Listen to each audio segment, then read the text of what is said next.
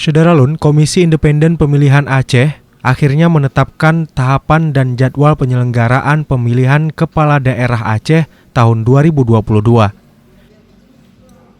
Pilkada Aceh tahun 2022 akan memilih gubernur dan wakil gubernur, bupati dan wakil bupati, serta wali kota dan wakil wali kota.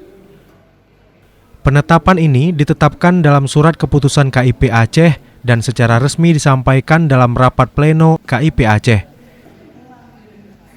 Sebelum keputusan ini disampaikan, Komisioner KIP Aceh juga menggelar rapat tertutup dengan komisioner dari seluruh kabupaten kota.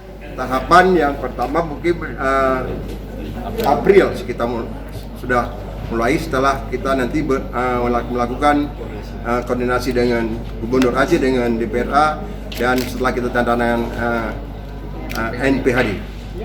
Jika kemudian nanti ada perubahan terjadi, bagaimana sikap daripada KIP Aceh? Nah, nanti kita lihat.